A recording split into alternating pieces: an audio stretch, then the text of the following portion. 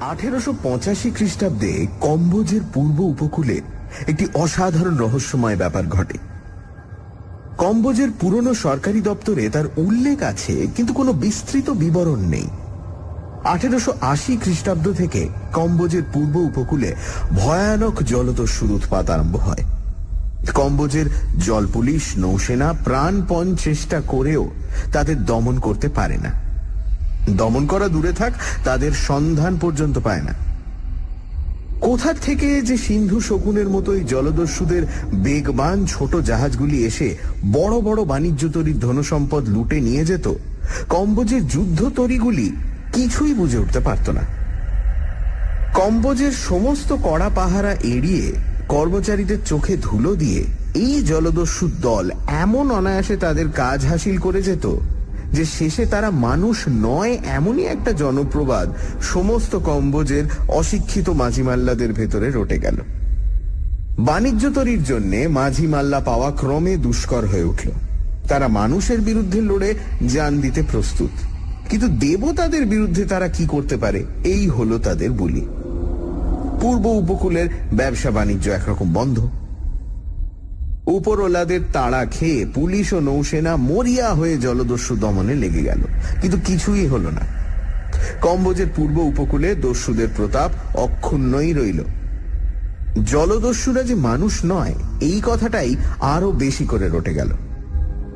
50 বছর বাদে কম্বোজে এখনো সে প্রবাদ লোকের মুখে শোনা যায়। তার কারণ হয়েছে 1885 খ্রিস্টাব্দে সাইগনের কাছে একটি অস্ত্র শস্ত্র সজ্জিত মশলা বোঝাই প্রকাণ্ড স্টিমার লুট হয়ে যায়।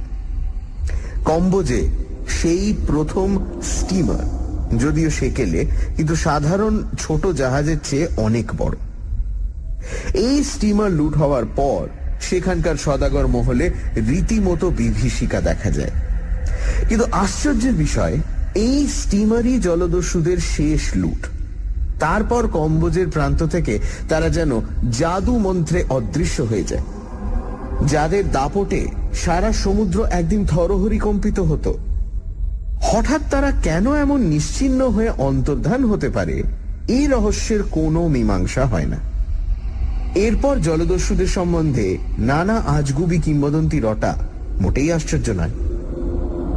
কম্বোজের সরকারি দপ্তরে এই রহস্যময় ব্যাপারের উল্লেখ আছে, কিন্তু কেমন করে তারা লোপ হয়ে গেল, এ প্রশ্নের কোনো উত্তর নেই।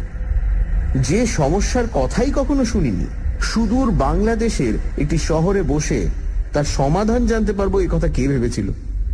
যেরকম সামান্য ব্যাপারের ভেতর দিয়ে এই রহস্যের কথা জানতে পারি, তা ভাবলে এখনো বিস্ময় লাগে। সুধীরদের বাড়ি সেদিন সকালে নিমন্ত্রণ ছিল। এমন নিমন্ত্রণ তাদের বাড়ি প্রায়ই হয়, কিন্তু সেদিন একটি বিশেষ উপলক্ষও ছিল। সুধীরের জ্যাঠামশাই সুদূর সুমাত্রায় ডাক্তারি করতেন। বহুদিন বাদে সেখানকার কাজ ছেড়ে দিয়ে দেশে ফিরে এসেছেন, সেই উপলক্ষেই খাওয়ার আয়োজন।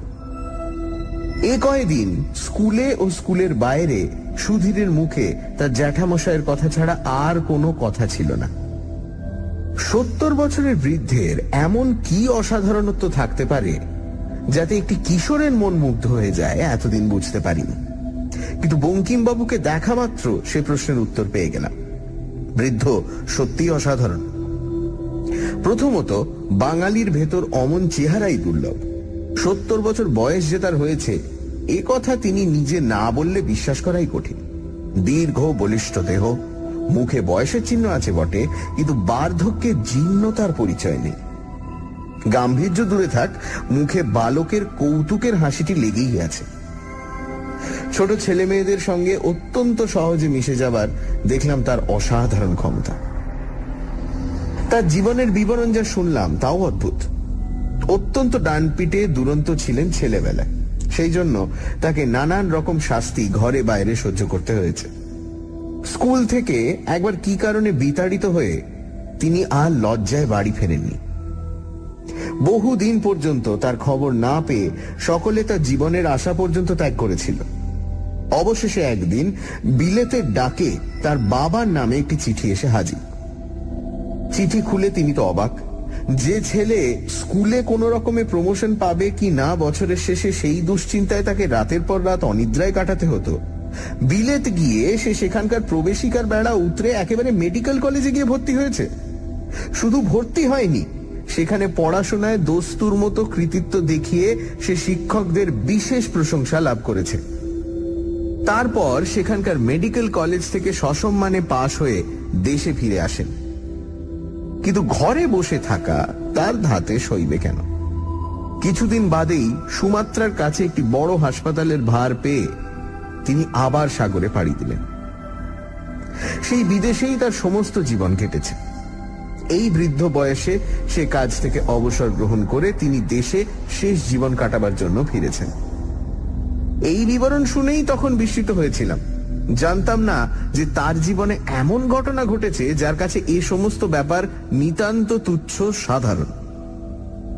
সকলে একসঙ্গে খেতে বসেছিলাম।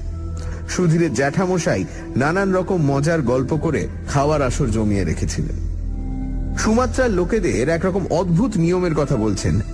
এমন সময় হঠাৎ প্লেটের দিকে চেয়ে তার মুখ যেন বিবর্ণ হয়ে গেল। ব্যস্ত সমস্ত হয়ে বললেন, না না, ও আমি খাই না, ও কাঁকড়া তুলে নিয়ে যাও। আমরা তার মুখ দেখে চুপ করেছিলাম। সুধীর তার পাশে বসেছিল, অত লক্ষ্য করেনি। বললে, কেন জ্যাঠাবাবু, এই বুঝি আপনার দাঁতের জোর? কাঁকড়ার দাঁড়া চিবোতে পেছিয়ে যাচ্ছেন? বঙ্কিমবাবু একটু হাসবার চেষ্টা করে বললেন, দাঁতের জোর ঠিক আছে রে, কিন্তু ও কাঁকড়া দেখলে আমার সমস্ত শরীর কেমন করতে থাকে। তারপর উঠে পড়ে বললেন, আমার খাওয়া হয়ে গেছে বাবু, বুড়ো মানুষ, বসে থাকতে পারলুম না, কিছু মনে করো না জানো। খাওয়া তার তখনও হয়নি। আমরা সবাই সত্যি অবাক হয়ে গিয়েছিলাম।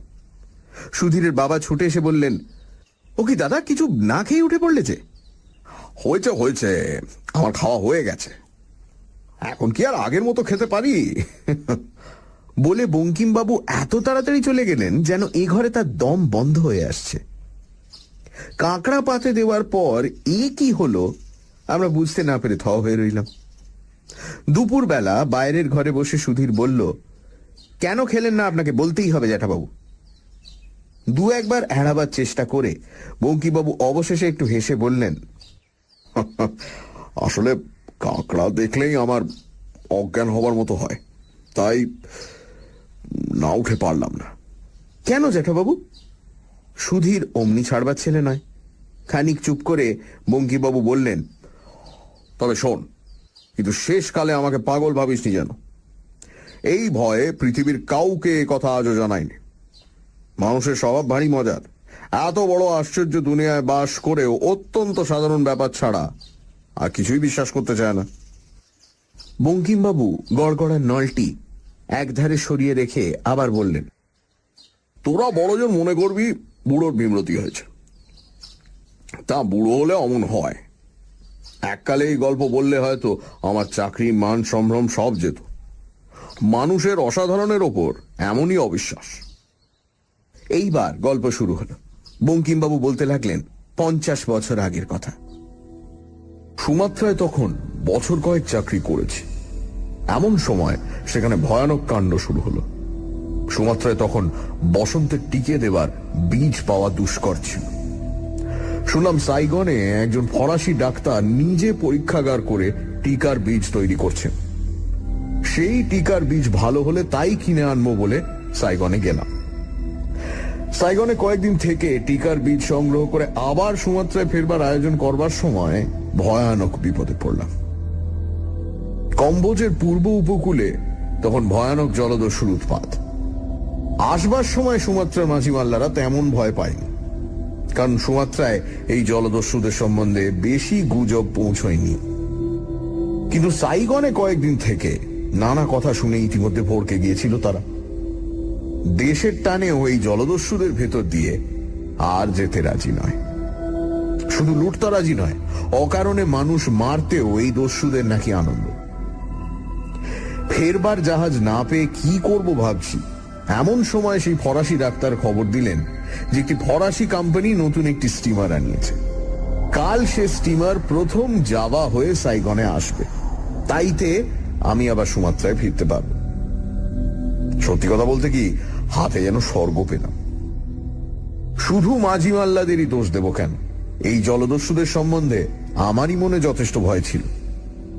সাধারণ পালতোলা জাহাজে যাওয়া কত বিপজ্জনক তাও জানতাম, অকারণে প্রাণ হারাবার বাসনাও ছিল না। এই স্টিমারটিতে যেতে পেয়ে নিশ্চিন্ত হয়ে গেলাম। এই দেশে এই প্রথম স্টিমার। সে স্টিমারকে আক্রমণ করা দূরে থাক, স্টিমার দেখলে জলদস্যুরা বোধহয় ভয়েই খুন হবে। সঙ্গে বেশি কিছু জিনিসপত্র ছিল না, টিকার বীজই আসল জিনিস। অত্যন্ত সাবধানে তাই নিয়ে কয়েকদিন বাদে স্টিমারে উঠলাম। প্রকাণ্ড মজবুত স্টিমার, জলদস্যুদেরই জন্যে তার দুই প্রান্তে দুটি কামান বসানো। তাছাড়া স্টিমার রক্ষা করবার জন্য জনা 50 সৈন্য নেওয়া হয়েছিল। স্টিমারে উঠে অত্যন্ত আনন্দ হচ্ছিল, মনে হচ্ছিল আসুক জলদস্যু।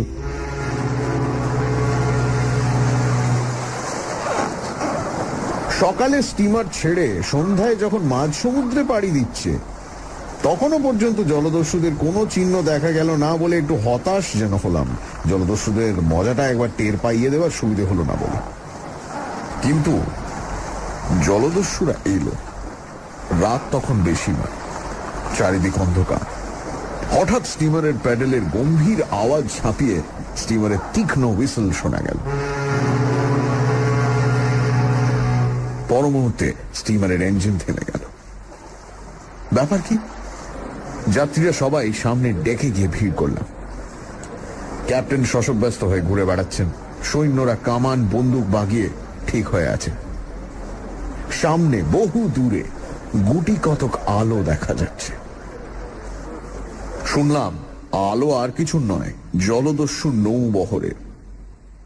এবার অন্তত তারা আক্রমণ করতে আসেনি, আমরাই তাদের আক্রমণ করছি। স্টিমার থেকে একসঙ্গে কামান ও বহু বন্দুক গর্জন করে উঠল। জলদস্যুরা আমাদের এতক্ষণ দেখতে পায়নি বলেই মনে হল, কারণ দেখা মাত্র টপ টপ করে নৌকো সব আলো নিভিয়ে ফেলল। কিন্তু আমাদের ক্যাপ্টেন ছাড়বার পাত্র নন, বললেন অন্ধকারেই গুলি চালাও। তখন সার্চ লাইট বলে কিছু ছিল না, থাকলে আমাদের অমন সর্বনাশ বোধহয় হতো না। অন্ধকারেই গুলি চলতে লাগে। জলদস্যুদের ছোট জাহাজগুলিতে মাঝে মাঝে কোথাও কোথাও আলো জ্বলে ওঠে। আমাদের স্টিমার তাই দেখেই তাকে ধাওয়া করে আর গুলি চালায়। ক্যাপ্টেন বলছেন শুনতে পেলাম, আজ আর রেহাই দেওয়া নেই, ভীমরুলের চাক ভেঙে তবে ছাড়ব। স্টিমার ক্রমশ তাদের ছোট জাহাজগুলির বরাবর এসে পড়ছিল। অন্ধকারেও অস্পষ্টভাবে ছোট জাহাজগুলোকে দেখা যাচ্ছিল। এমন সময় হঠাৎ সবাই স্টিমারের ওপর উপুর হয়ে পড়ে গেল। তার সঙ্গে ভয়ঙ্কর আওয়াজ। প্রকাণ্ড স্টিমারটা যেন মর্মান্তিকভাবে আহত হয়ে কেঁপে উঠল। স্টিমার চোরা পাহাড়ে ঠেকে গেছে। ক্যাপ্টেনও পড়ে গিয়েছিলেন। উঠে পড়ে উন্মত্তের মতো তিনি ছুটে গিয়ে তাড়াতাড়ি ইঞ্জিন থামিয়ে দিলেন, কিন্তু তখন আর উপায় নেই। তলায় প্রকাণ্ড চিড় হয়ে জাহাজে তখন রাশি রাশি জল ঢুকছে। জলদস্যুরা যে এই উদ্দেশ্যেই আমাদের প্রলোভন দেখিয়ে এই পথে টেনে এনেছে তা কে জানত। স্টিমার ঠেকে যাওয়ার সঙ্গে সঙ্গে যে ভয়ঙ্কর ব্যাপার শুরু হলো তার আর বর্ণনা হয় না। জলদস্যুদের কয়েকটি মাত্র ছোট জাহাজ স্টিমারকে প্রলোভন দেখিয়ে ডুবো পাহাড়ে ঠেকবার জন্য সামনে ছিল। তাদের বেশিরভাগ জাহাজই ছিল পেছনে। তারা ইতিমধ্যেই কোত্থেকে এসে ছেঁকে ধরল। অন্ধকারে চারিদিকে শুধু ভীত যাত্রীদের আর্তনাদ। জলদস্যুরা নৃশংসভাবে তাদের হত্যা করতে শুরু করে দিল। এই জলদস্যুদের হাতে মরার চেয়ে জলে ডুবে মরা ভালো বলে জলে ঝাঁপ দিতে যাচ্ছি, এমন সময় পেছন থেকে মাথায় একটা প্রচন্ড আঘাত খেয়ে অজ্ঞান হয়ে গেল। যখন জ্ঞান হলো তখন দিন। দেখি হাত পা বেঁধে আমায় একটি জাহাজের ওপর দস্যুরা ফেলে রেখেছে। বুঝলাম স্টিমার ডুবেছে এবং আমায় এরা কৃতদাস করে নিয়ে চলেছে। অনেক কষ্টে হাত পা বাঁধা অবস্থায় উঠে বসলাম। সামনে দেখলাম সমুদ্রের মাঝে প্রকাণ্ড একটা পাহাড়। এই পাহাড়টিকে চিনতাম। জাহাজ টাহাজ এই পাহাড়ের পাশ দিয়েই যাতায়াত করে, কিন্তু পাহাড়ের গায়ে আছড়ে পড়বার ভয়ে কেউ বড় কাছে ঘেঁষে না। এখন দেখে আশ্চর্য হলাম যে জলদস্যুদের নৌকোগুলি পাহাড়ের দিকেই এগিয়ে চলেছে। সমুদ্র থেকে পাহাড়টি খাড়া উঠেছে জানি, তার কোথাও নৌকা দূরের কথা, কোনো মানুষের দাঁড়াবার আশ্রয় নেই। তবে এই জলদস্যুরা চলেছে কোথায়? এই পাহাড় তাদের ঘাঁটি হলে অনেকদিন আগেই তারা ধরা পড়ত। সমস্ত বাণিজ্য জাহাজ এই পাহাড়ের ধার দিয়েই তো যায়। পাহাড়ের কাছে পৌঁছে কিন্তু জলদস্যুদের আড্ডার রহস্য অনেকটা পরিষ্কার হয়ে গেল। পাহাড়ের চার ধারে কোথাও দাঁড়াবার জায়গা না থাকলেও এক ধারে এটি খুব সরু গুহা পথ রয়েছে। সমুদ্রের জল তার ভেতর দিয়ে চলে গেছে। আমাদের জাহাজটি ক্রমশ এগিয়ে এসে তার ভেতর ঢোকা মাত্র সব অন্ধকার হয়ে গেল। গুহাপথটি বেশি চওড়া নয়। আমাদের জাহাজ অতি কষ্টে তার ভেতর দিয়ে যাচ্ছে বুঝলাম, কিন্তু কোথায় যাচ্ছে? Sunday suspense. সানডে সাসপেন্সে আজ প্রেমেন্দ্র মিত্র লেখা করাল কর্কট। 1880 সাল নাগাদ কম্বোজের পূর্ব উপকূলে জলদস্যুদের সাংঘাতিক উপদ্রব ছিল। 1880 থেকে 1885 পর্যন্ত এই জলদস্যুরা সমস্ত বড় জাহাজ আক্রমণ করে প্রচুর লুটপাট করত। কিন্তু 1885 সালে সেই সব জলদস্যুদের দল হঠাৎই অদৃশ্য হয়ে যায়। তাদের কি হলো এ প্রশ্নের উত্তর অজানাই থেকে যায়। সুধীরের জ্যাঠামশাইয়ের মুখে সবাই শুনছে 50 বছর আগেকার সেই অমীমাংসিত কাহিনী। সুধীরের জ্যাঠামশাই বঙ্কিমবাবু সেই সময় সুমাত্রায় ডাক্তারি করতেন। তিনি বসন্তর ভ্যাকসিন নিয়ে রিসার্চ করার কাজে সাইগন গিয়েছিলেন। সুমাত্রায় ফেরবার পথে জলদস্যুদের হাতে পড়ল তাদের জাহাজ। জলদস্যুরা তাকে বন্দি করে নিয়ে চলল তাদের আড্ডায়, একটা পাহাড়ের গায়ে গুহার মধ্য দিয়ে। তারপর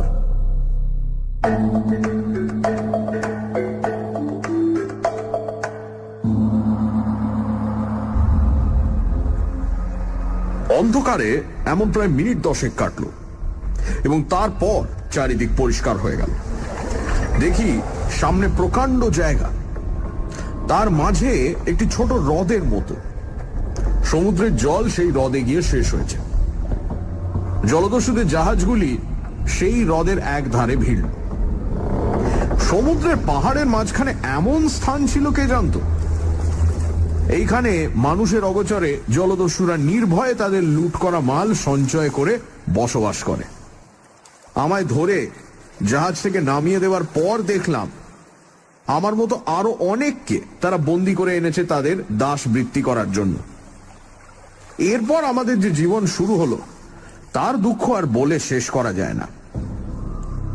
মানুষ যেমন পিশাচ হতে পারে এই জলদস্যুতে দেখবার আগে তা কখনো কল্পনা করিনি। সারাদিন তাদের জন্য অকারণে হাড় ভাঙা খেটে ভালো করে একটু খাবার উপায়ও ছিল না আমাদের। চোখের সামনে তারা উন্মত্ত হয়ে সেই খাবার ফেলে ছড়িয়ে নষ্ট করত, কিন্তু আমাদের আধপেটা খাওয়াও তাদের সহ্য হতো না। সারাদিনের পর একটিবার মাত্র দাসদের অত্যন্ত কদর্য আহার মিলত। সেই কদর্য খাবারও সুখে খাবার উপায় ছিল না। জলদস্যুদের তো লুট করা ছাড়া আর কাজ নেই। একজনের হয়তো ইচ্ছে হলো কৃতদাসদের নিয়ে একটু মজা করা যাক। খেতে বসেছি, হঠাৎ হাসতে হাসতে এসে লাথি মেরে সব খাবার ফেলে দিল। কুড়োতে গেলে আবার লাথি, প্রতিবাদ করতে গেলে একটি তরোয়ালের খোঁচায় ভবলীলা সাঙ্গ। কৃতদাসদের একজোট হয়ে বিদ্রোহ করারও উপায় ছিল না, কারণ প্রথমত আমরা অস্ত্রহীন, দ্বিতীয়ত আমাদের সকলের পায়ে বেড়ি। সেই বেড়ি নিয়েই আমাদের চলতে ফিরতে হতো। দিনের পর দিন এইভাবেই কেটে যাচ্ছিল।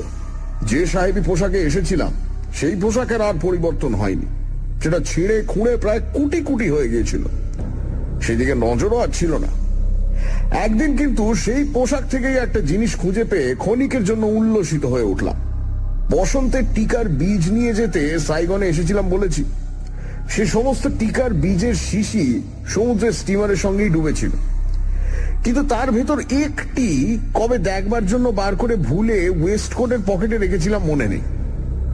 ওপরে কোটটি একেবারে ছিঁড়ে যাওয়ায় একদিন খুলে ফেলে দিলাম। সেদিন ওয়েস্ট কোটের পকেটে হঠাৎ হাত দিয়ে সেই শিশিটা পেলাম। শিশিটি কিসের বুঝতে পেরে আমার আনন্দের সীমা রইল না। এতদিনকার অমানসিক অত্যাচারের এইবার শোধ নেব, মরুক এই পিশাচের দল। আমার কাছে যে টিকের বীজ ছিল তা শোধন করা নয়, সুমাত্রায় গিয়ে তা আমি শোধন করে ব্যবহার করব বলেই নিয়ে যাচ্ছিলাম। এই অশুদ্ধ বীজের এতটুকু একজন দস্যুর রক্তে মিশিয়ে দিলে যে মহামারী শুরু হবে তা থেকে কেউ বাঁচবে না। কিন্তু পর মুহূর্তেই বুকের ভেতর কেঁপে উঠল। উন্মত্তের মতো কি ভাবছি? হাজার হলেও আমি ডাক্তার, মানুষকে বাঁচানোই আমার ব্রত। আমি কিনা মৃত্যুর বাহন হয়ে মানুষকে মারতে যাচ্ছি। হোক সে শত্রু, হোক সে অত্যাচারী, চরম উৎপীড়ন সয়েও এ কাজ আমি করতে পারি না। তাছাড়া শুধু তো জলদস্যু নয়, নিরীহ উৎপীড়িত কৃতদাসেরাও যে এই মহামারীতে মারা যাবে। কিন্তু বিধাতার শাস্তি তারা শেষ পর্যন্ত পেল অদ্ভুত উপায়। আমার কাজ ছিল আর কয়েকজন দাসের সঙ্গে হ্রদের জলে মাছ ধরা। আমরা ছোট একটা নৌকো নিয়ে সারাদিন হ্রদে ঘুরে ঘুরে জাল ফেলে ফেলে মাছ ধরতাম। একদিন সকালে হঠাৎ প্রথম জাল তুলে অবাক হয়ে গেলাম। আমার সমস্ত জাল লাল রঙে যেন চোবানো। একটু নজর করে দেখে মনে হলো জালময় যেন ছোট ছোট লাল কাঁকড় উঠেছে, এবং পরক্ষণেই দেখলাম সেই কাঁকড় নড়তে শুরু করেছে। কাঁকড় নয়, সেই কাঁকড়ার ছানা। এদেশে কোনো কোনো নদীতে বছরে এক সময় অমনি কাঁকড়ার ছানা হয়। নদী ভরে যায়, আঁচলে করে তুললে তাতে অসংখ্য ছানা কিলবিল করে। তৎক্ষণাৎ জাল আবার ফেলে দেওয়া হবে, কিন্তু তাতে কি হবে? কাঁকড়ার ছানারা সমস্ত নৌকো ছেঁকে ধরেছে। তারা শুধু নৌকোয় উঠেই ক্ষান্ত হয় না, সুরসুর করে তলে তলে গায়ে ওঠে। তাদের ঝেড়ে ফেলে দেওয়াই দায়। 5টাকে ঝাড়তে 50টা উঠে পড়ে। তাদের মারাতেও কষ্ট হয়, কিন্তু না মারিয়ে উপায় কি? বুঝতে পারলাম না কোথা থেকে এই সমুদ্রের পঙ্গপাল এলো। সমুদ্রের পঙ্গপাল কথাটি তাদের পক্ষে কিরকম যে খাটে সেদিন তা বুঝতে পারলাম। কিছুক্ষণ বাদে নৌকোয় থাকা অসম্ভব হল। মাছ তো সেদিন সামান্যই মিলল। তাই নিয়ে পাড়ে উঠে দেখি পাড়েও বহুদূর পর্যন্ত সেই কাঁকড়ার ছানায় ছেয়ে গেছে। মাছ না পাওয়ার জন্য যথেষ্ট উৎপীড়ন অবশ্য সহ্য করতে হয়েছিল। পরদিন সকালে কিন্তু হ্রদের ধারে গিয়ে অবাক হয়ে গেলাম।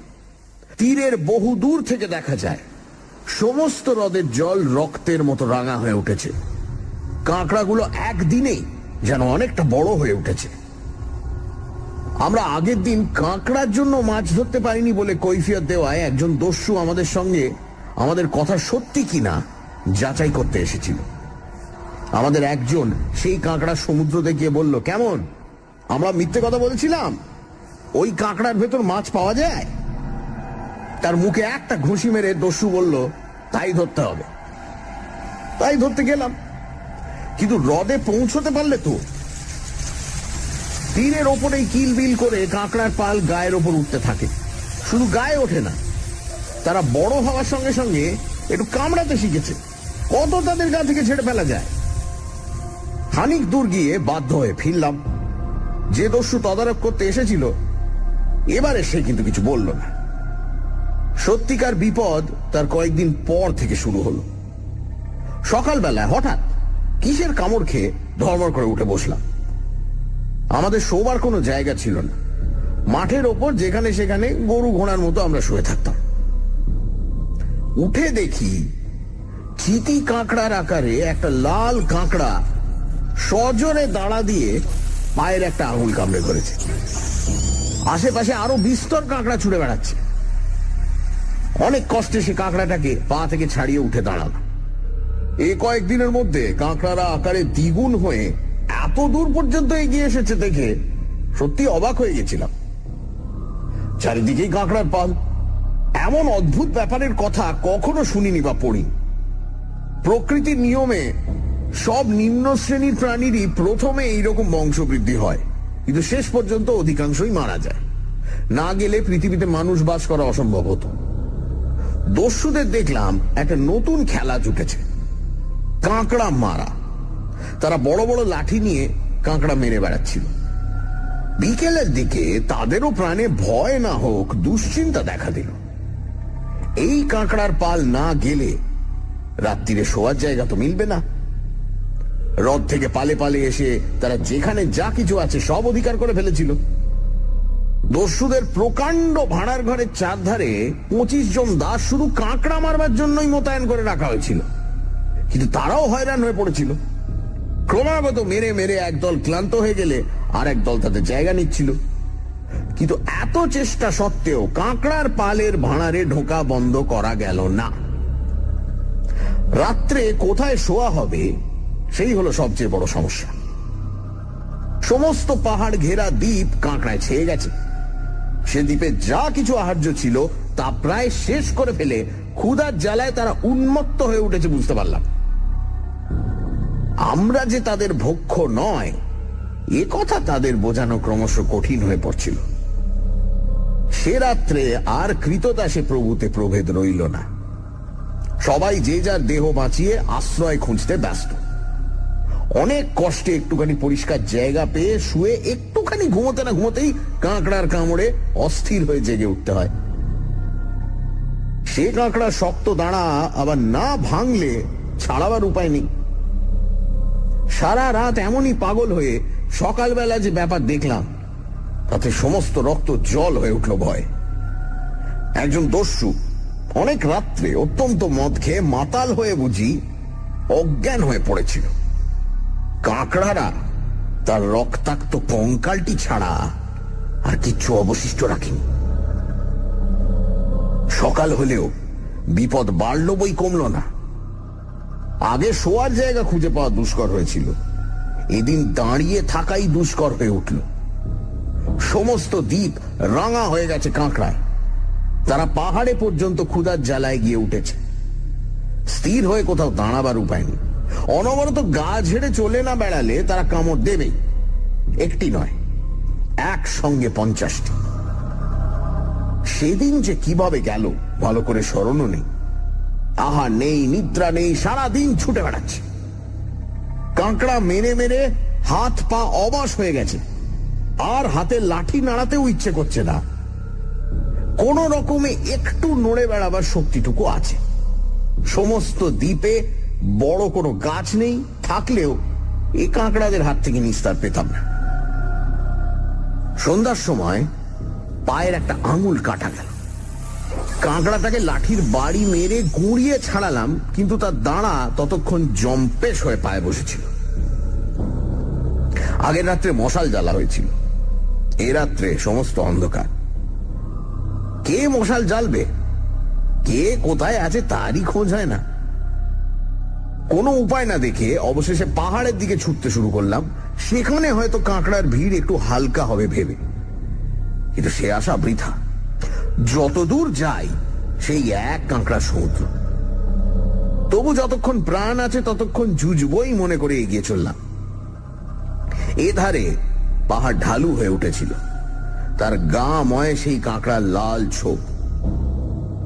অনেক ওপরে উঠলে হয়তো নিষ্কৃতি পেতে পারি মনে করে ক্লান্ত পায়ে টেনে টেনে চলতে লাগলাম। পাহাড়ের গায়ে নানা জায়গায় ছোট ছোট গুহা। ওরই একটির মধ্যে শুয়ে নিশ্চিন্ত মনে মরতে পারলেও যেন সুখ পাই মনে হচ্ছিল। হঠাৎ একটা কথা মনে পড়ে চমকে উঠলাম। এতক্ষণ এই কথাটি মনে পড়েনি, এমনই আমি নির্বোধ। পাহাড়ের গায়ে অজস্র শুকনো ঘাস রয়েছে। এটি ছোট গুহা বেছে তার ভেতর থেকে কাঁকড়া তাড়িয়ে যদি গুহা মুখে এই শুকনো ঘাস জড়ো করে আগুন করতে পারি, তাহলে তো কাঁকড়া ঢুকতে পারবে না। জানি সে ক্ষণিকের নিষ্কৃতি, বরাবর তো সে আগুন বজায় রাখার মতো ঘাস জোগাড় করতে আমি পারবো না, কিন্তু শেষ পর্যন্ত কাঁকড়ারা ঢুকবেই।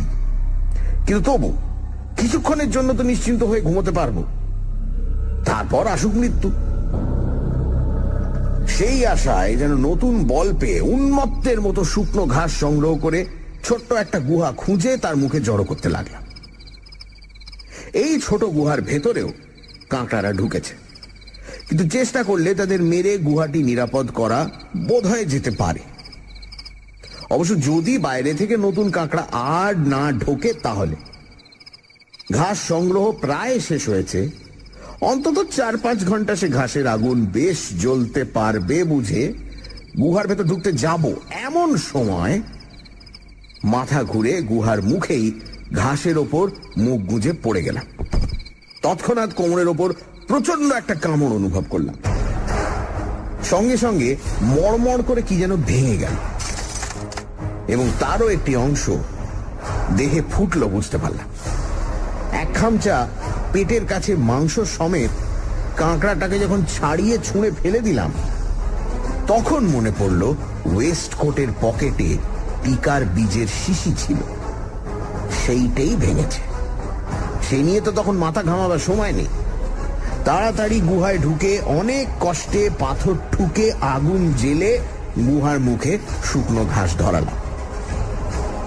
ধীরে ধীরে গুহার মুখে আগুনের বেড়া তৈরি হয়ে গেল। বেড়া ডিঙিয়ে কাঁকড়ারা আর ঢুকতে পারবে না। এইবার ভেতরে কাঁকড়া মারায় মন দিলাম। হাত আর চলে না, তবু প্রাণপণে 8 ঘন্টা চেষ্টার পর গুহার ভেতরটা নিরাপদ করা গেল। তখন আর দেহের সার ছিল না, কাঠের মতো পড়ে কখন যে ঘুমিয়ে পড়েছি মনেই নেই।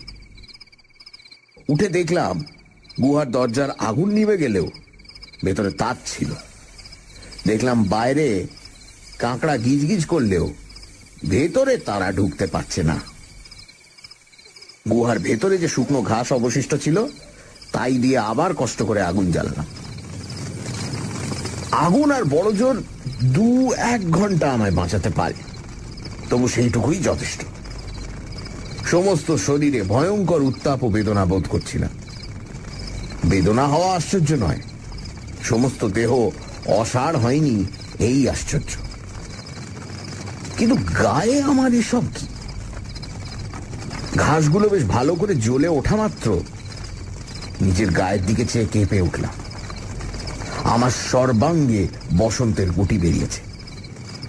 বুঝলাম যে বীজে একদিন দস্যুদের মারবার কল্পনা করেছিলাম তাই ভাঙা শিশি দিয়ে আমার গায়ে ঢুকে এই রোগের সৃষ্টি করেছে।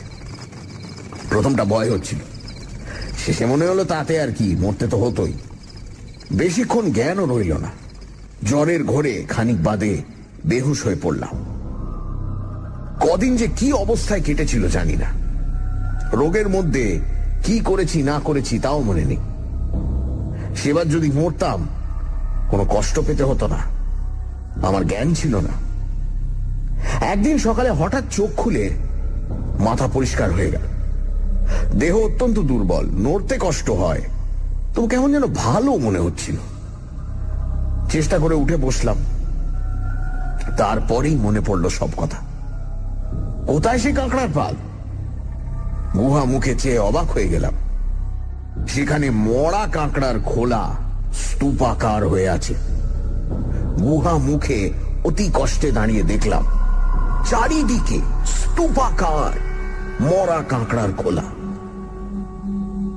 দুর্বল দেহেও প্রাণ রক্ষার জন্য সব করতে হলো। কেমন করে সে পাহাড় থেকে গড়িয়ে নেমেছিলাম, কেমন করে আহার না পেলেও পাহাড়ের গর্তে গর্তে জমা বৃষ্টির জল খেয়ে প্রাণ বাঁচিয়েছিলাম, সেসব বর্ণনার দরকার নেই।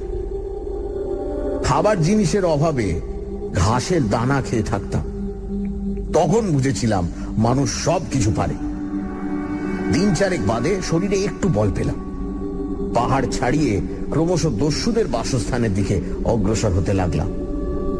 সেখানে যে ভয়াবহ দৃশ্য দেখলাম তা জীবনে ভুলতে পারবো না। চারধারে শুধু মরা কাঁকড়ার খোলা, আর তারই মাঝে মাঝে মানুষের কঙ্কাল। কাঁকড়ারা কেন মরেছে জানি না, কিন্তু সমস্ত মানুষ যে নিঃশেষ করে মরেছে এটা নিশ্চিত। যে জলদস্যুর ভয়ে একদিন ওদিকে সাগরে যেতে মানুষের হৃদকম্প হতো, তারা এমনই করে নিঃশেষ হবে কে জানতো। এইখানেই আমার গল্প শেষ। সেই ভয়ঙ্কর দ্বীপ থেকে কেমন করে একটি নৌকোয় করে বাইরে এসেছিলাম, কেমন করে সেই পথে একটি বাণিজ্য তরী আমায় তুলে নিয়েছিল, সেই সব কথা বলবো না। এই অদ্ভুত কাহিনী অবশ্য কাউকে বলিনি। বললে তারা আমায় পাগলা গারদে না দিলেও চাকরিতে নিশ্চয়ই রাখতো না। তারা ভাবতো এরকম অদ্ভুত স্বপ্ন যে দিনে দুপুরে দেখতে পারে তা নিশ্চয়ই মাথা খারাপ। তাকে একটা হাসপাতালের কর্তা করে রাখা যায় না। তাদের বলেছিলাম যে স্টিমার ডোবার পরে আমি কোনো রকমে ভাসতে ভাসতে সেই পাহাড়ের গায়ে ঠেকি।